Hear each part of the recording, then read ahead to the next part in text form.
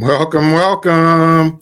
It's the Trippin Thompsons podcast, and I'm one of your co-hosts, Victor Thompson. And I'm the other co-host, Raquel Thompson. Glad you're all here. We're excited to get going with this episode. Yes, we are. And, we wanted to talk a little bit this time about terms that you may have heard, something called the Great Detachment, or you may also have heard of terms like quiet quitting. And so we wanted to talk a little bit about that, talk about what they mean, also why these things happen in the workplace, both from a leader's perspective and also from the employee's perspective of who might be involved in it. And then also offer some things that you might want to consider as we leave the podcast today, and set you up for what may happen in the future.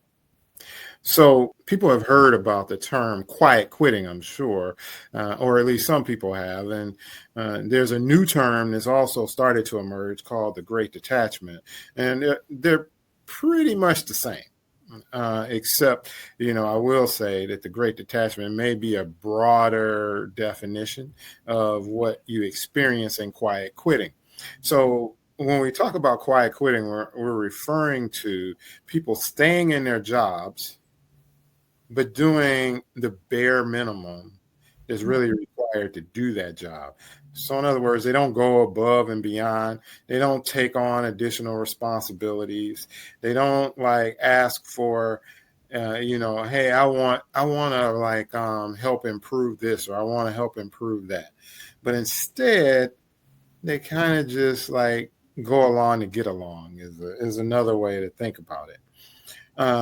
And this happens a lot these days because the environment is more challenging, and the Great Detachment is similar. It's just given to a bigger or broader term because it speaks more widely about the movement of either quiet quitting or just not being engaged in the workplace for whatever reason that might be. So that's a little bit about what it is. I know, there could be some things that come to mind for you. Yeah, absolutely. On a macro level, I think what you start to see is for those of you that are leaders in an organization, or maybe even in your own company, and just kind of questioning why productivity is dropping, and maybe the numbers aren't coming in as forecasted, and some of that could be attributed, not holistically, but a portion of it could be contributing factors of the quiet quitting or the Great Detachment, where employees are using stronger personal discretion around their emotional, their mental, even their physical contributions to the work that they do. And there's tending to be more of a stronger separation around that. And, it crops up in departments, within functions, and then also at the individual level. It also, unfortunately, can happen at the organization level, where you see the demise of an entire company because everybody's kind of at some point kind of checking out, and it's the perfect storm. But the behaviors that Victor that you kind of brought up are many that are seen, and for many different reasons. So there's not a common pathway to why an individual makes the decision, and maybe not even consciously makes the decision that they're going to go into quiet quitting or the Great Detachment, but it does kind of come upon them. Not like, hey, I'm just gonna do this. I heard about this movement of quiet quitting. I'm just gonna I'm gonna go to work today and I'm just gonna do just the bare minimum. But it's really more kind of subconsciously or unconsciously, what's happening is that we feel more and more detached. We go into work and it's like, why should I do this? Or, I don't understand. Like the organization is continues to ignore me or something like that. And we'll get into some of the reasons in a minute. But I mean, is that kind of what you're referring to there? That could be a part of it. I would say that employees are making the election of I don't care to put effort into this. And right now, I see others maybe also doing something similar. And there is not a performance penalty for not stepping up and doing everything that I possibly can. And so there can be some testing of that. Again, conscious or unconscious, it is happening. And, it can become contagious, right? Because, like I just said, as others become aware of other people operating in this way, it can invite also like, well, why should I give more than I need to? Mhm. If at the end of the day, our paycheck still shows up in our bank account, we're still getting a similar type of bonus, I'm not getting penalized for it, so be it. But it does impact the organization. It impacts the people who aren't there, who aren't quiet quitting, or who aren't detaching from the organization. It does impact those individuals. And then you really start to see a big separation in the company. And as a leader, that's where you're going to have bigger problems, Yeah. is because now you have a divided workforce. And you've got individuals looking to you as the leader to step in and do something about this and help it out. Those are your strong performers, your high potentials, because they see it and they know what's happening. Those that are, not performing to their optimum, they may not necessarily recognize it, but for them in the moment, it's a good thing because it's working. And again, it doesn't mean it's conscious, but it's working in a way that helps soothe or satisfy a need that they are aware of or unaware of. Yeah. No, I hear you, and I mean, I think some of it, and I think back to the onset of COVID, and when um, many employers were forced to have their employees work remote, and not really knowing how to respond to that whole situation. When they felt like, hey, we should bring employees back to work and Mhm. into the workplace, Mhm. that there was like, why do I need to come back into work? I'm productive without coming into work. In fact, some Mhm. employees thought they were more productive, and so there could be some of that behavior that's also occurring, I think, with the idea that I'm not as motivated to go into work anymore. So, I really enjoyed being able to like walk around the house in my PJs and get Mhm. my work done that way. So, which is kind of a good like entry into, maybe us talking about, like, I mean, the reasons why, right? Mhm. The reasons why this is happening. I mean, we've alluded to some of it, but to name it more specifically and kind of talk about the things that are recognized as why people are doing these behaviors. And the first and foremost is that whole, like, I mean, I would bring up the poor work-life balance, right? I mean, the fact that, as I just mentioned, if I'm able to thrive in a space where I don't have to be at work, and now you're asking me to come back. Well, I'm already like not as engaged because I felt like, hey, I was better off when I was at home, and you're not even supplying coffee for me anymore, but I can make my own coffee, and it tastes really good. So why shouldn't I just be able to do that? So there's that component of it, as well as the flip of that, which is, and when I'm working at home, I can also get absorbed in the amount of work that I'm doing, and now work too much, right? Work more than I needed to work. And so another reason why it might happen is because the organization now is asking that I work 24/7. I mean, anybody ever have to um, like have stacked Zoom meetings before, where it's like you Mhm. wake up and you Mhm. got an 8 o'clock Zoom and and then you got a 8:45 Zoom and you got a 9:30 Zoom and you got, and they just keep going, and they can schedule them over lunch because, well, you know what? It's like I don't need a lunch. You don't need a lunch break because you're at home, right? So that's the flip side of that poor work-life balance, I think. So there's the two extremes of it. Mhm.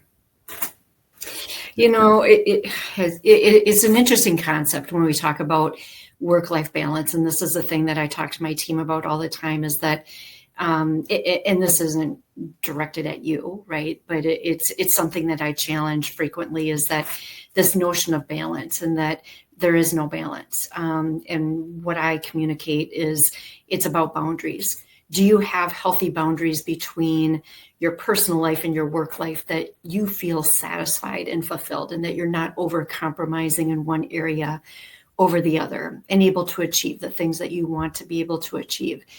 But I know people are very familiar with the balance term, so we can play with that. But also, if you feel like you want to embrace more about the boundaries, please do that. I think it can be a healthy way to look at it. There's a sense of loss when we look at how work is structured now. And work operates just on a continuum. And we've got people who are in office, who are hybrid, who are remote. We have people that are within a common time zone to a globally dispersed team, or at least key stakeholders that we need to interact with. And that face-to-face can be a big craving for many people who desire to have interaction with people, and who actually want to see somebody and encounter in the hallway and have a quick conversation. And that could be a big dopamine boost, right? I mean, lots of excitement, and that keep people charged and energized throughout the day. And then there's people who are very comfortable operating out of a home office or home environment setting, in which they feel very productive. They don't need necessarily that sense of that type of contact, and are quite happy and successful being able to do video type of calls or text messages or whatever it might be. And individuals that are satisfied with, I can work remotely, plus I can get things done at home. I can throw in a load of laundry during the day. I can quick run and pick my child up from daycare, and I can get that done within a short period of time, so it doesn't disrupt or impact my day. Where individuals that maybe are required to work in an office setting don't have the ability to kind of flex the time that way. And, as organizations, as leaders, we really need to think about this, boundary setting for employees to help them optimize their success. That as we're imposing things upon them, saying you must come back to work. Well, in order to must come back to work, it means employees need to sacrifice or give up things that they've had access to for whatever period of time when they've been working remotely. And as an organization, are we prepared for that? And when we bring people back into the office, is everyone required to come back into the office? Because as soon as there's evidence of one team, one department, one function, one individual who didn't have to come back, they got an exception. Now it starts to compromise, right? Our integrity starts to compromise. So we just need to be really thoughtful about that. And from the employee perspective, just be open and transparent, communicate your needs. Your boss wants to work with you and figure out how to optimize your success and what that looks like from a resourcing standpoint. So it's just really important that we have good conversation. No, I think that's true. And I mean, I think you also bring up some things in regard to, this, the D word, Oh, what's the D word? diversity, Huh? diversity, diversity. Diversity. Yeah. Oh, okay. It's like, because people actually like things different than others. What? Yeah. It's You're like, talking crazy now. I know I like coffee, you like tea, right? So, hey, Yeah, it's, it's, thank you. it's that, it's that, right? And I think that's where organizations struggle, but people do too. To be totally Coffee and honest, tea. with coffee and tea, yes, with coffee and tea, yes, Okay. they do. Okay. But there is something called a dirty chai. If you ever want to try that, it's a mixture of coffee and See, there's the hybrid. tea. Yeah, there you go. Yeah. So, but quite honestly, I mean, employees and employers get into this habit of thinking or expecting that there's a right way to do something versus what are the things that need to be done. So when you were talking about, there are multiple ways to get something accomplished. Mm-hmm. Sometimes we can thrive in the fact that you don't tell me how to do it, but you actually allow me to use my own creativity to get it done, right? Mm-hmm. And in the case of that then allows for other things that come into play when people are starting to quiet quit. Things like, you know, feeling like there's no meaningful work or job opportunities, also known as kind of having a stagnant career, right? Mm-hmm. Where all of a sudden, you know, it's like, man, I'm just not feeling it in this. I don't feel like I'm getting the opportunities to thrive.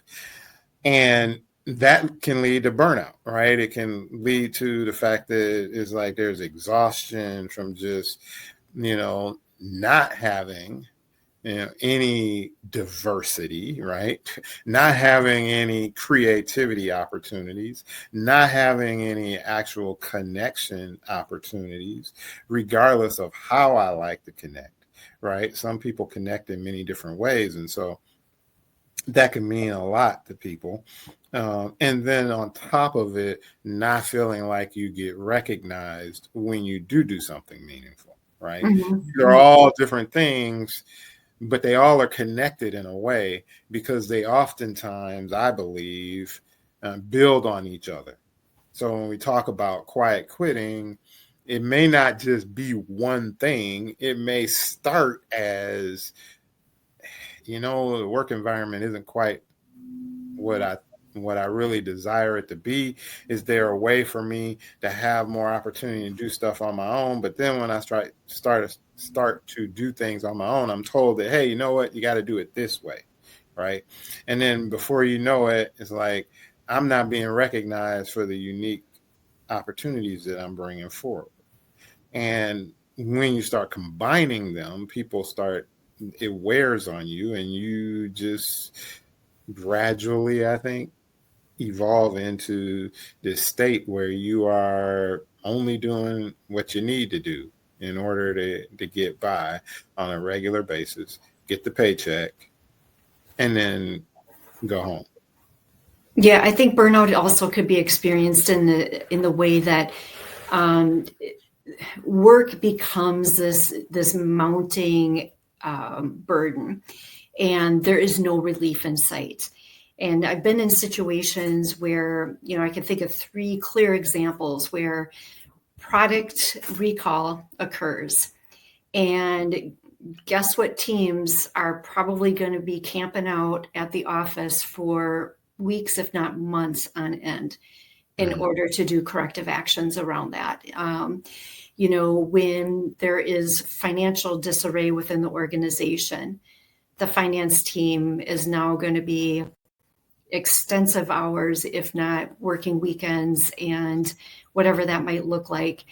Or when there's a cyber attack on a company. I've been in that environment, cyber attack. And so guess what? IT department, all hands on deck, and you are on deck until solutions are identified. And so, these are extreme examples, right? And so even if we scale back from that to the point that, people are just getting handed, all the time a new project. I know you're wrapping this one up, but here's a new one for you. I know you're working on this one, but we've got more work to do. I know you've been working on this, but guess what? That's no longer a priority for us. We learned some information, got new data. We're now focused over here. Drop that, come here. So these, starts and pivots and, this agileness within an organization is just rampant. And that can impact burnout in employees because now it's not only the work factor that intercedes into impacting an individual, but it's also the compromise of what am I giving up? Now I'm giving up dinners with my family. I'm giving up social events. I'm giving up watching the kids play their sporting event or their, band recital. I'm giving up my own personal health. I'm now not exercising well. I'm going to the vending machine as my food source. I'm eating terrible. So all of these things start to have compromise on our ability to be effective and clear thinkers, our ability to be feeling good and have good health. I mean, so many things start to impact. And so, I see burnout in that aspect too within an organization. Yeah, no, that absolutely makes sense. And I think um, where we get into where we start to challenge uh, this notion of quiet quitting and everything is also when we flip the script and look at leaders and look at leaders, because some leaders are also quiet quitting, right? They sure do. They're Yep. not doing, and they're doing only what they need to do in order to get by. And especially when change becomes extremely rampant or the economic pressures become really, really large, leaders can find themselves in situations where it's like, hey, I don't want to force my people to keep doing more. So I'm just gonna, write goals that aren't as challenging. I'm gonna, create situations where, I'm deflecting some of the responsibilities that I would normally take on as a leader, because I just don't feel like this is going to amount to much. And so Mhm. leaders can have that happen, and conversely, leaders can also have the thing happen where they're trying to drive something forward and people are quiet quitting on them, right? So I mean, leaders have this kind of, there could be a dual impact for leaders Mhm. on when we talk about this topic. So Absolutely. It makes me think about a conversation I was having earlier today about AI and the fact that, do you really keep up with AI, or are you just doing the best that you can? Because it's always advancing and moving into spaces that, are kind of new frontiers. And I would say the same is true here, is that, once we start talking about human beings, humans are so complex. And then we think about bringing multiple humans together and trying to drive towards a common goal, yet everybody's got their something going on in their life.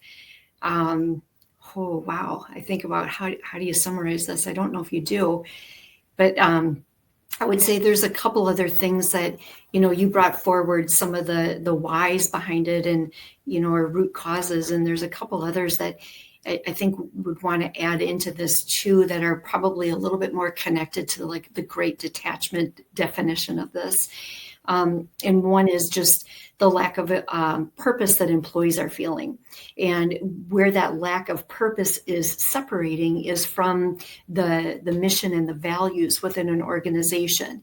mhm. And organizations, this becomes risky because when new leadership comes in, or there's just advancements happening within the organization, the board might set certain types of expectations, and either the organization isn't operating in accordance with its mission and its values, and employees know it and see it.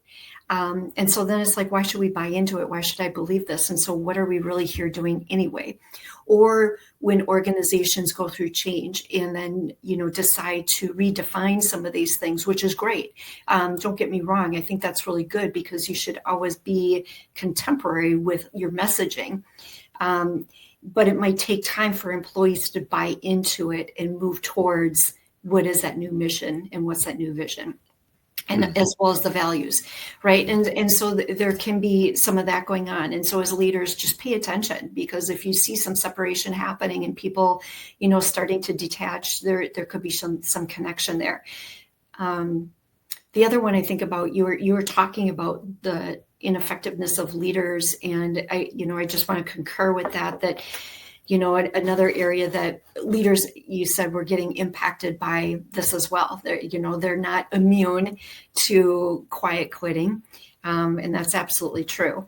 And they also can be a contributing factor to it. And how that can show up is that, leaders having ineffective communication. They might have a lack of empathy. They also, individuals who choose to be micromanaging in the way they go about leadership. And that's not really a leadership style. Mhm. It is in definition. And if you look at the theory on leaders, it's there. It's really not leadership. Anybody can hire somebody to go in and micromanage. So, put yourself in check if that's you. But think about, communication and being an effective communicator. Be clear on the purpose, be clear on the goals and where we're going, and then message it multiple times to make sure that people are bought in, people are clear that this is here to stay, and that we're all aligned together. And then show empathy, empathy in the way that, like I said, everybody's complex and has their own thing going on. And it might be something that you can relate to or something that you've never had an experience with and really can't even understand. It's not your position to have to solve for any of this stuff, but it is your position to help support your people and demonstrate that through providing resources to them, being an open ear to talk to, finding ways to help them achieve what they need to achieve in order to be successful both in the workplace and outside of the workplace. Then one last thing I would add, and this one kind of roller coasters throughout time, is the economic uncertainty, is where you can start seeing people feeling detachment from an organization. Is that, they might hear about others getting laid off or companies closing or just kind of economic turmoil that's occurring. And so it's natural for people to start to question and wonder, is our organization protected and safe from all of this? Or is it something I should be concerned about? And, people start to demonstrate discretion around where their energy's at and what they're putting forth into their work efforts, just kind of based on, a lot of this big stuff on the economic front that, again, opening it up in a conversation is a healthy way to approach it. Mm-hmm. No, that's true, and these days, right now, it's like economic uncertainty. That's like, we all. I don't want to say we all experience it, but there's a lot of people that we know that are, experiencing that economic uncertainty, and it is very unsettling at times, I would say. So,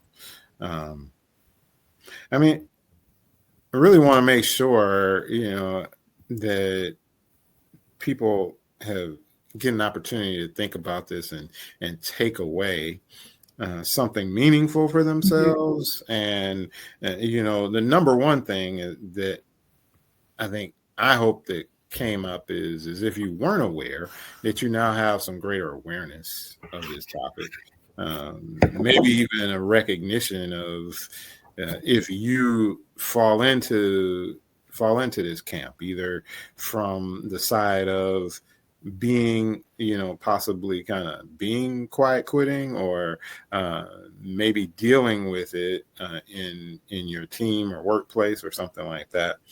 And then knowing that once you have recognized what's happening, that then you can start to put together a plan of action for how you might approach it, which there are many different things that you could do, because we both do a lot of coaching and consulting. Coaching is definitely one thing that we would always advocate. Coaching is good when things aren't going as planned, and it's good when things are going as planned. It's a way for you to ask yourself what's next. And that's really, really important, especially if you come to some recognition around this topic that it has impact for you. Mm-hmm. Yeah, absolutely. And, if I could take that, thinking about some key takeaways that for leaders, is validate your assumptions, your beliefs, or your observations, so that if you're seeing this within your organization, within your team, to take the time and explore that and make sure that what you believe to be true is either really is true, or it counters maybe, or it's not true. Because then it gives you a course of action of how do I approach this? Because if it is true, now it opens up and it invites conversation. And, how do I really understand what's impacting the behaviors of my team members? And then how do I help partner with them to make sure that they're guided to access the resources that are available to them, or they have access to the right resources available to them. It helps also give you a sense of how pervasive is this? Is this an isolated type of situation, or is it starting to permeate a little bit more broadly? And to really think about what is this about, and what's the ability to help re-engage individuals and have that intentional conversation. You even use that language, and it kind of helps people recognize that I am disengaged, and it might be consciously, it might be subconsciously, but do I want to be re-engaged? So we need to know that. If the answer is yes, okay, great. Well, let's work together on how we can get there. And if the answer is no, then that's a different pathway of conversation to have. But as a leader, at least you have a heads up of the reality. And then you can start mapping out some plans and, do all the right coordination. As a leader, you have multiple internal resources that you can turn to, and that could be your HR business partner, that could be, your boss, it could be a colleague, a trusted colleague, and also I would hope that you have a professional coach. I would really encourage that, because that's somebody that can provide some unbiased and balanced perspectives around things without having the influence of the internal stickiness, right? So they can stay separated from that and really just be clear on helping serve and support you and your needs. But as you're working through getting a deeper understanding, it helps you start to put together, a talent map and put together a plan. So whether your observations are correct or incorrect, you still want to do some planning around how do we protect the organization against individuals moving into quiet quitting or feeling detached from the organization. And as you're working through this, also, I would invite you to share your observations and also the solutions that you've identified with your peers, and listen and hear from your peers too, if they're in some sort of a similar situation, so that you're working towards a collective effort of identifying solutions that will work broadly across the organization, but then also be supported by multiple people as you choose to approach this. And then as a leader, if you're the individual that is, maybe in a position where you feel like you are operating out of quiet quitting or the Great Detachment, to take time to really explore. Talk to somebody like a coach. This is definitely a conversation I would encourage to be externally focused. And whether that's a mentor or a coach or somebody who can provide good advisement and insights to you and help you think through your situation, your realities in totality. And then it's for you to also answer the question of, do I want to re-engage? And then from that, where am I at today? Where do I want to be if I'm re-engaging? And what does that pathway look like to get from point A to point B? If you decide, I don't want to re-engage, this is a wake-up call to me that, this is something I think I'm ready to move away from. That's healthy to know, because now you are communicating that to yourself, that I'm done with this. I might not be ready to walk away, because I have to put plans in motion to what that next step might be.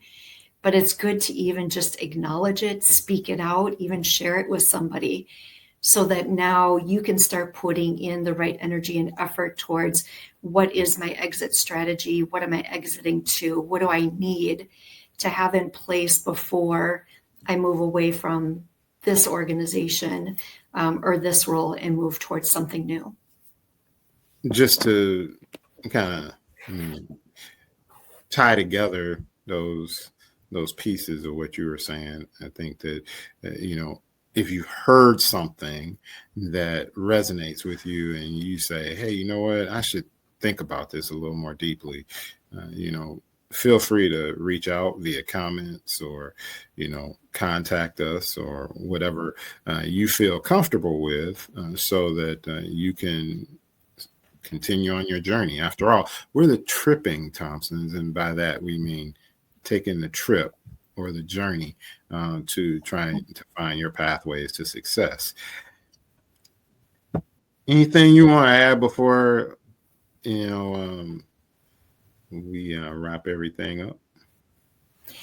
Yeah. Just I'm glad that we had time to tackle this this topic. It's not easy for people to talk about or even to maybe acknowledge, but hopefully this provided some good understanding and resourcing and thought-provoking concepts for people to kind of marinate in a little bit and then do some planning. So thanks for that. And like you said, we're very interested in hearing from others and hearing comments or questions that you might have.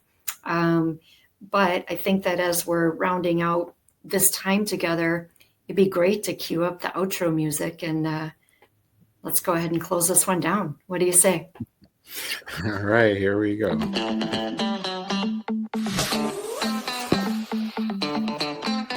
This is your favorite part, I know.